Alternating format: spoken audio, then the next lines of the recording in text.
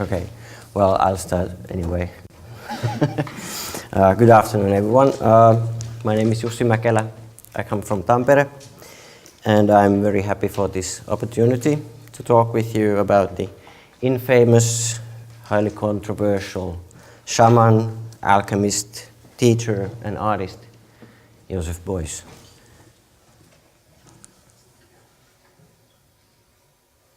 And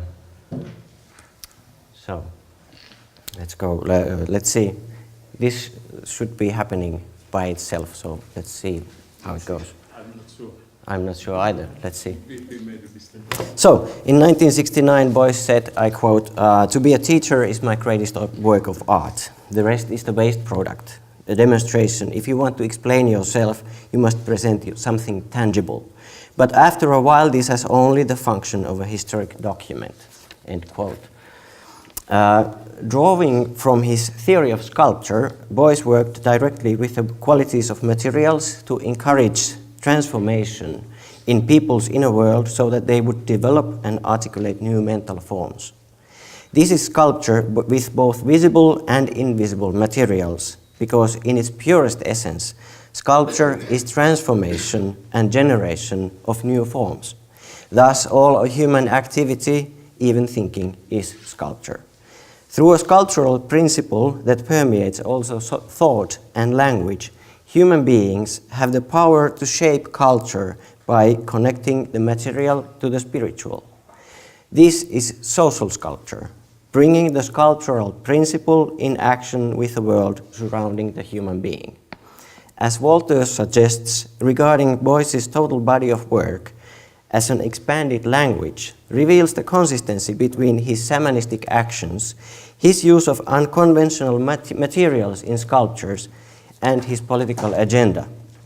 Additionally, Almer argues that through the use of materials that stimulate both human memory and the imaginary registers of the human mind, Beuys aims and succeeds to operate in the spiritual realm of time and warmth.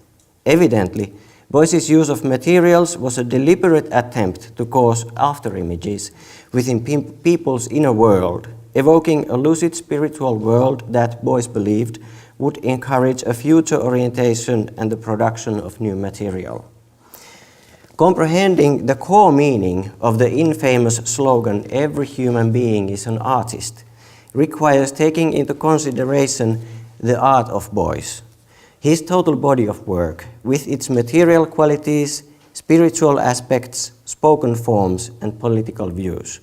This means that social sculpture reaches its full fruition only when its foundation lies on the transformative evolutionary potential of every human being's inner world of spirituality, imagination, and memory.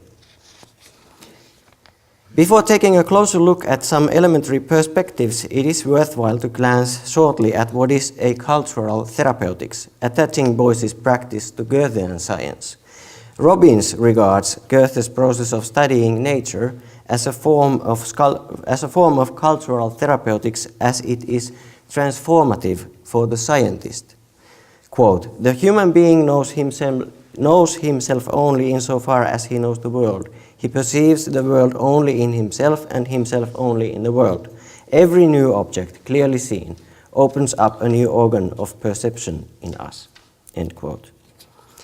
In cultural therapeutics, it is believed that underneath the cultural layers of our modern technological world, there are unconscious responses that claim to us, and that we should own up to these obligations through careful description of phenomena. Robbins argues that, quote, "The process of owning up to our obligations is one that can be a healing process, a process of coming home to ourselves, hence it is therapeutic," end quote. Bringing the discussion back to Beuys, it can be argued that in his sculptures, Beuys used materials that aim to open up new organs of perception in us in order to bring us back home to ourselves. An artistic process is transformative for the artist. This relates to Beuys's struggle to bring forth Steiner's emphasis that the human being is defined by her or his spiritual power. Realizing one's own spiritual power is a step required to begin an inner sculptural process that is the fundamental quality of being an artist. Beuys was deeply engaged with his own cultural German heritage, and his way of thinking is clearly rooted to traditional dialectical thinking. Nevertheless, Beuys did not just repeat the lessons he learned from key influences. Instead, he offered new solutions to known problems by integrating ideas from the past to his theory of sculpture. Beuys called art as the only revolutionary force that is capable of changing the society corrupted by repressive effects of modern economics. As Rösch points out, this force, the real transformation, must evolve from the human being. In Beuys's words, La rivoluzione siamo noi, we are the revolution. The evolution in the human being takes place through a sculptural process that Beuys describes in his theory of sculpture, the basic tenets of which Mäkelä claimed to be that, quote, the poles of chaos and form must constantly be reset, end quote, and that achieving a creative balance between the two poles requires a continual struggle. Evolution results from the dialectics of the dynamic and constructive forces that emerge from chaos, together with the form and insight that emerge from the three-dimensional activity. For Beuys, sculpture is concerned with the concepts of thinking, feeling, and wanting. Quote, thought is represented by form, feeling by motion or rhythm, will by chaotic force, end quote. And those you can see here. A more comprehensive version up here of this theory appears in the exhibition catalogue of Beuys's retrospective in Guggenheim in 1979. And this was from 1969. And notably, Rosenthal interprets movement, Bewegung, as artist's will at work. And maybe that might be also called an uprising will or a protesting will that Beuys regards as the quality of being an artist. Quote, everybody is an artist. Not only painters, sculptors, musicians are artists. Everybody's ability to think, to feel, to suffer, and to will something. This uprising will in the people, this protesting will, this means for me, the quality of being an artist, so everybody is an artist, end quote. In the light of theory of sculpture, Beuys's use of unconventional materials proves to be more a result of a careful consideration than just a plain will to shock or to be distinguishable. Ottman has coined the term spiritual materiality to describe the conscious use of materials on the grounds of their inner or hidden qualities. Spiritual materiality refers to sculpture that is, by way of its materiality, engaged in part to ideological meanings or linguistic codes that materials bear in themselves, and in part to a participatory humanism that involves the questions of being, transcendence, and the social.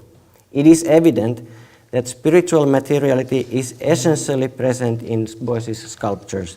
As Walters states, quote, Beuys stressed that he was working directly with the qualities of materials and how they were perceived in the mind of the human being, end quote. In this sense, it can be argued that Beuys's most important material is fat, for its profoundly meaningful qualities in the light of sculptural theory.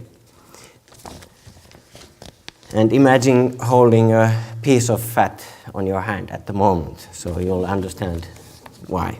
The spiritual materiality of fat consists of a number of various meanings and insights, such as its malleability, its capacity to store energy, its provocatively low value, and the fact that it is a matter both within and without the human body.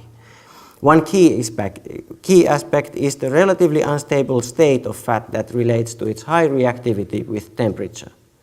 Even from only this perspective, it makes perfectly sense to make sculptures out of fat in respect of theory of sculpture. Fat objects remain in transition, in a state of process, as Duncan describes, quote, "Their boundaries are never finally closed, but neither are they so without some quality of order that they can be fully dispersed. They are not chaotic," end quote. Beuys created art that remained in process and open to reconfiguration because for him the transformation of substance was far more important than a static finished object. Taking into account both the obvious spiritual materiality of Beuys's artworks and his firm understanding of language as something that is much larger than mere speech and words, it is well reasoned to assert that Beuys developed a spiritual yet tangible language to touch with invisible forces and inaudible frequencies the imaginary and unconscious registers of the human being. Walters argues that this expanded language stimulates time-paced processes of human memory and creativity. She builds her notion of expanded language mainly on Gregory Almer's understanding of Beuys's practice as an applied grammatology and Walter Benjamin's posthumously published essay on language. Benjamin's argument that human language goes beyond words and that all things either have a language or are a part of language is pivotal to the idea of expanded language. Almer's notions on how Beuys operates within the realms of imagination and memory supplements Benjamin's arguments with dimensions of spiritual and time. Thus, it is misleading to take into account only Beuys's words or only his art, because they are necessary supplements for each other.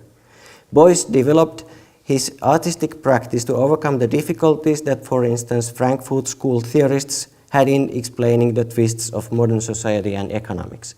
Also, Beuys drew his understanding of the threefold social order from the work of Steiner, but departed from Steiner's approach, quoting Walters, in developing an expanded notion of art, a sculptural approach that might stimulate human evolution by working through art, end quote.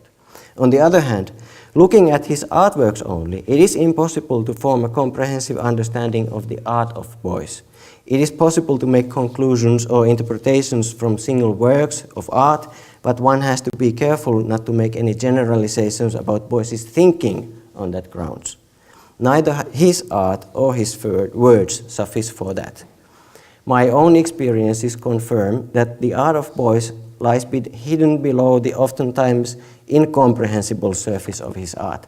It takes time, and one has to be willing to let it happen, but by stopping efforts of forming finished interpretations and just dwelling with the after-images of Beuys's works, induces some kind of primordial understanding of being in the world. Woven into this understanding, there are elements of pain, flux of energy, warmth, and hope.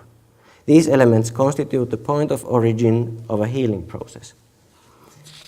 The fundamental character of Beuys's career is his devotion to develop transformative processes of healing. First, the healing of an individual, then the healing of one's own society, and finally, the healing of the world. Walters suggests that Beuys's artwork, If You Cut Yourself, Don't Bandage Your Finger, Bandage the Knife, aims to generate a process of healing by triggering, quote, a small degree of pain that stimulates the patient's system to heal itself, end quote. I will add to this the viewpoint of the cultural therapeutics, in the respect of which it might be argued that Beuys wants to draw our attention to the healing of the cause instead of just taking care of the symptom. Bringing it all together, we might say that the transformative sculptural process within the inner world of the human being is triggered through the spiritual materiality that expands the language of words and speech with preconscious and unconscious registers. This evokes healing processes that are oriented towards the world outside of the human being. The result is called social sculpture, and that is the art of Beuys. As the artist himself explained it, quote, selfless volition, which can be discovered in pure thought as pure will, is the foundation of the freedom to act. But if in this freedom there are no longer necessities and constraints, what compels me to act at all? The love that comes from my connectedness with the world. In this space between volition and thought, the heart acts, and the love that comes from that such connectedness is the only motive." End quote. I remember being once told that artists should not try to act like philosophers. Maybe they should, maybe they shouldn't. But one thing is for sure, philosophers should try to be artists. Thank you for your time.